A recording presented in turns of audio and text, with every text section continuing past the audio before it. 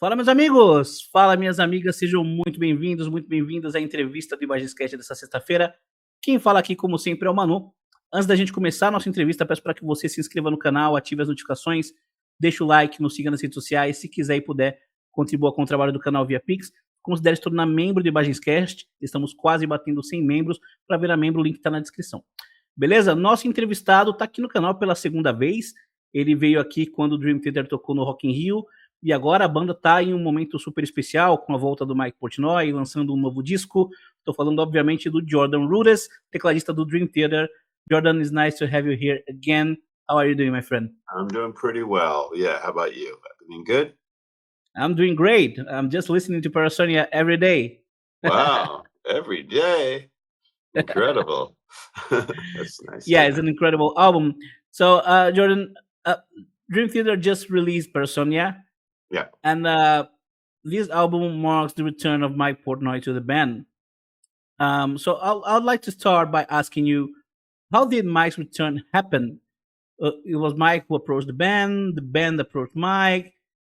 What made you guys as a band decide that this was the right moment to have Mike back? Well, it had been many, many years since he was in the band. I think it was like 13 years since he left. And, it's impossible to say that it wasn't part of our thinking that maybe one day he would come back. I mean, maybe some of us more than other people, you know. And that, Mike Portnoy started this band. I mean, he was also the reason that probably one of the main reasons that I'm even in it. So I think this, you let the clouds move and the weather changes and then things happen. And it's finally like, okay, well, this is a great time for him to, to return to the band. And it just made sense for everybody, the timing of that, and something that we all wanted to see happen. So it just took a lot of changes in different relationships and situations to kind of allow it to happen. And so finally it did. Great. Let's talk about Parasomnia, about the writing process for Parasomnia. How nostalgic it was for you guys. Did it feel like the old days? It was brand new? Was something different? What can you say about this? Well, it's interesting because when Mike came into the studio to work with us with Dream Theater again, it was kind of like we didn't even miss a beat. It was like I kept having to say to myself, God, it's been a long time since he was here. But the reality was it didn't really feel like that. It felt like it was just the other day because the chemistry, between us is so powerful. And so right. I mean, it just was like we got right back to work. The same kind of like dynamic, the same kind of working relationship. And it was very productive and it felt great. We jumped right back in. Great. And listening to Parasomnia, at some points during the record, I get the impression that you guys are just having fun. During some instrumentals in the album, I can hear Mike Portnoy changing rhythms, and the riff continues, and I'm just thinking, the guys are just having their fun. Am I right, or is this just the usual excitement of a fan hearing an album with the band's classical lineup after so long? Oh, I think it was definitely like a renewed kind of energy. In the course of a band like Dream Theater that's been around for so many years, I mean, things happen. People have come and gone, not too many, luckily. But, there's definitely, like for this particular situation and Mike coming back, we were all so energized and all just really happy to have kind of like this core group back together again. So, from that perspective, with that additional kind of burst of energy, there was a lot of fun. So we were enjoying kind of like revisiting the way that we work together, and the kind of things that Mike does, like you're making a good example, which is that we'll play a riff and he'll treat it one way rhythmically, and then all of a sudden we continue on the same riff, but he's like turns it upside down and starts playing it in, from groups of 4 to groups of 3, and then it's all these, and I would say that is really fun. So yeah. And a highlight in this record are the solos. I love the solos on Parasomnia. John still manages to deliver extremely creative solos, and you also do an incredible job with your solos. Yeah. Is Thanks. this something that you care about too much? How much time do you spend to create a solo, and what is your approach to create a solo? Yeah, I mean, we care deeply about it. Pretty much every note that we play. It's Dream Theater has always been the kind of group that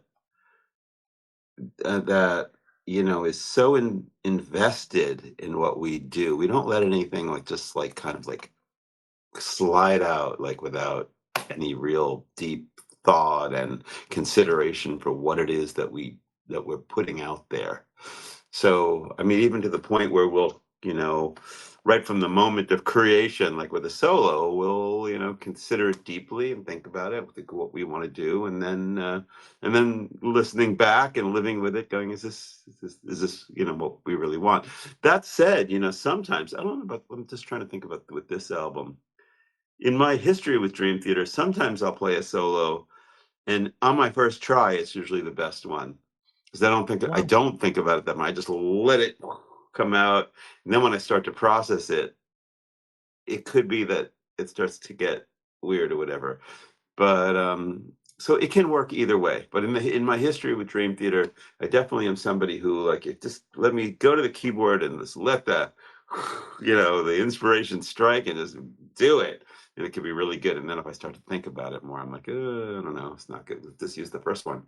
But but for something like as an example, like in the Shadow Man song, where it's that kind of extended, Mhm. almost like Latin piano flavored solo that I did. I mean, I thought about that a lot. That was pretty much constructed, in the studio to be what it is. That wasn't just like improvising a solo. It was like, okay, this is cool. Let me think about what I want to do next. Oh yeah, I think I'll do this. Almost like I was writing it down on paper, but I didn't. It was more just, laying down a bit at a time till it was constructed. Great. Well, as a band, after so much time on the road and with a very solid fan base, are you guys still concerned with innovating and bringing new elements to the band?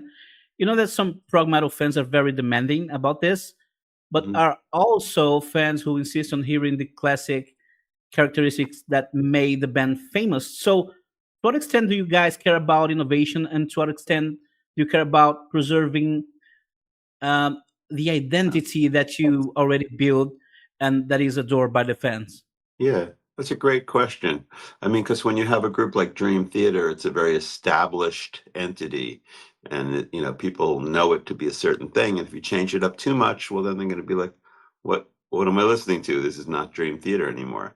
So there's definitely, I guess you could say, like a brand consciousness kind of going on, where we want to deliver what we know and love personally as Dream Theater, and what we believe the fans know and love as Dream Theater.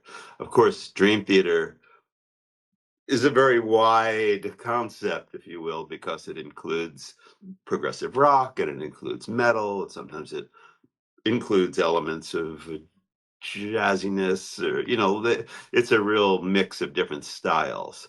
So, first of all, as you know, it's hard to please everybody with that balance. Some people are the prog fans, some people are the metal fans, some people it gets nutty.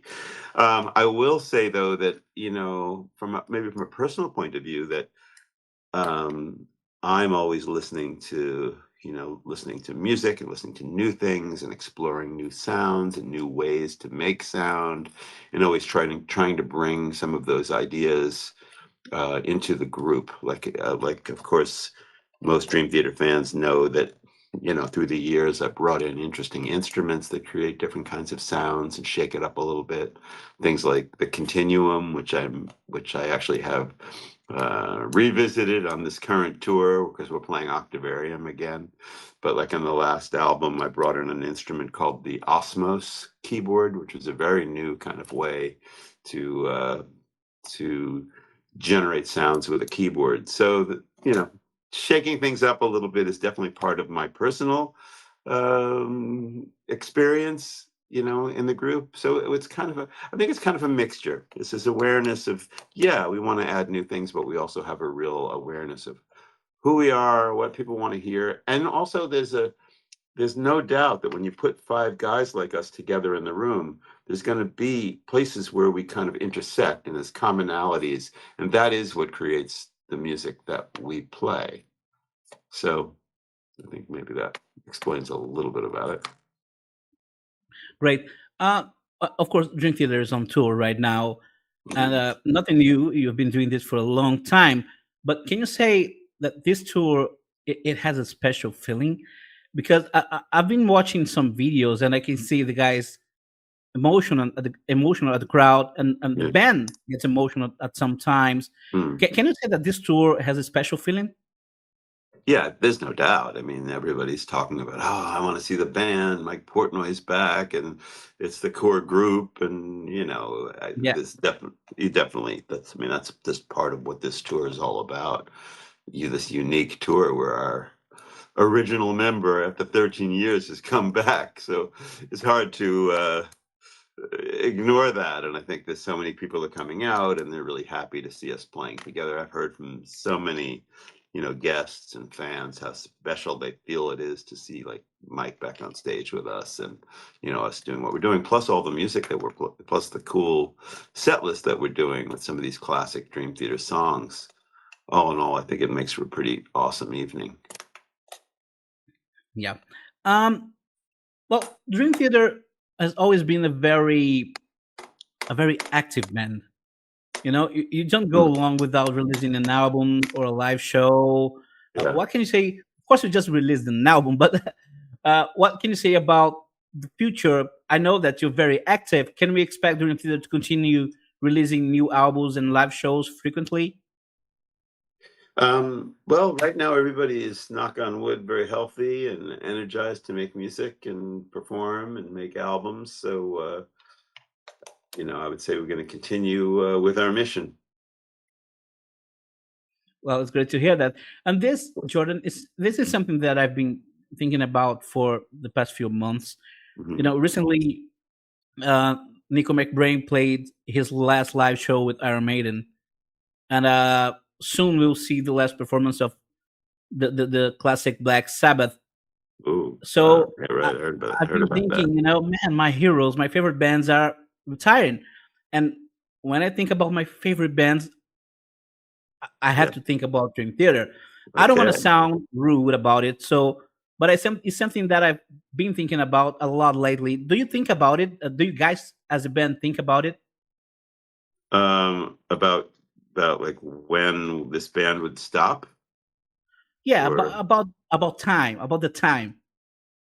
um, I think that, yeah, sure. I mean, everybody, I think, has those kind of considerations. Like, I mean, you're talking to me right now, and we just have this glorious reunion, and we're all energized. So it's my focus at this point is not on the end. It's more like, wow, this is so cool. Let's do some cool stuff. Um, but you know, I mean, we're not, in our 20s anymore either. So you got to wonder, in life, what happened? How does all this work? What happens? I think the most important thing to realize with us is that, we're still a band that performs, at the top of our game, and everybody still plays really well. My fingers haven't slowed down at all, and certainly John Petrucci is still, you know, totally crushing it on guitar, and everybody's doing their thing. So yeah, I wouldn't worry right now. Oh, it's great to hear it. No need to So, worry, my friend. It's all good. um, well, the first time I interviewed you, you were just taking lessons, guitar lessons, and you were Oh, already playing very well. oh. You even spoke about Mr. Alabama, who were giving you guitar lessons. So, what can you say about your guitaristic evolution? I'm still really into it. Now I'm actually giving lessons to Alabama instead. No, I'm kidding. Wow. No, no, no. I'm totally kidding. He's still the master. Still the master. And Yes. I got together with him a couple months ago, and he gave me some more tips. But I've learned a lot. from all my friends. I've just been enjoying it. That's the biggest part of it. It's expanded my community of musical cool people around the world, and I'm lucky enough to have the particular position in life where I can reach out and talk to all these amazing players. Um, that's just feel very, very lucky to have lessons with so many incredible people.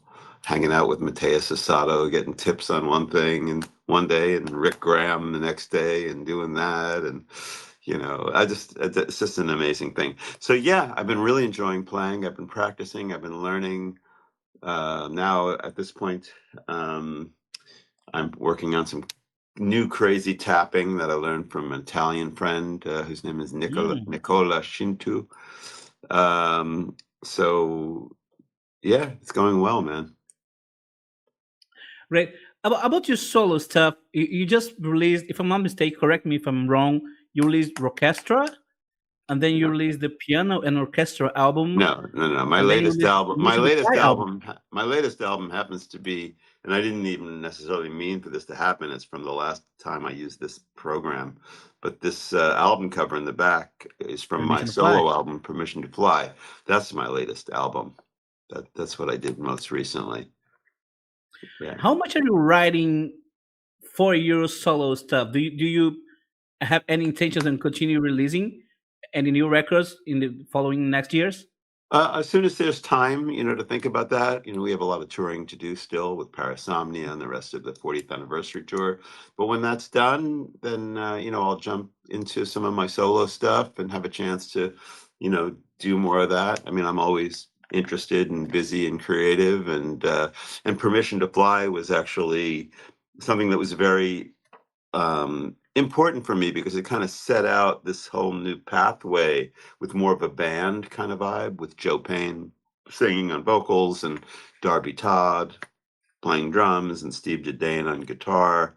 And, I had this incredible Chilean young virtuoso on guitar, Bastian Martinez. So I feel like that crew of guys, we can definitely do the next break I have from like Dream Theater touring and recording. I would definitely make another album with them because I felt it was so enjoyable, and I feel like the results were awesome. Awesome. Last question.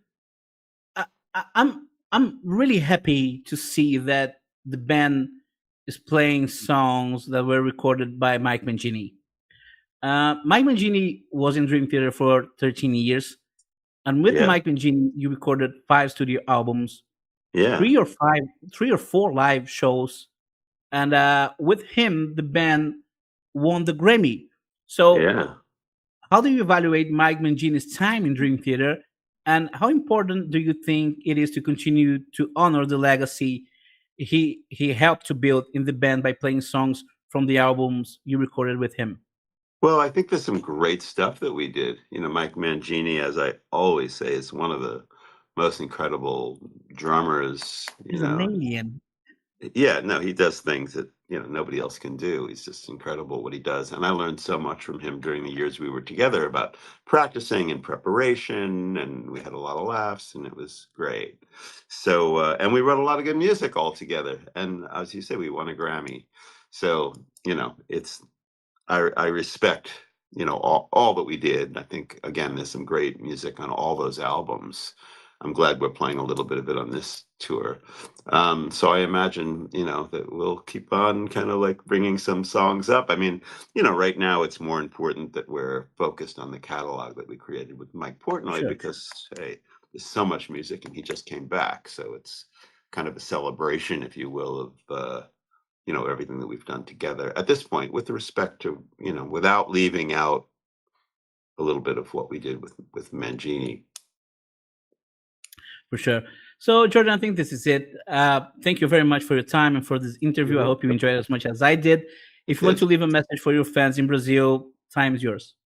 Oh, well, I mean, Brazil is one of the great places for Dream Theater, and I personally have so many friends there, fans, guitarists, some of the best guitarists in the planet Earth, they're, in your country, and yeah, and always have a great time when we come there because the fans are they're hot for Dream Theater, and they give us a lot of energy. And yeah, I hope we return there sometime soon to continue that wonderful relationship.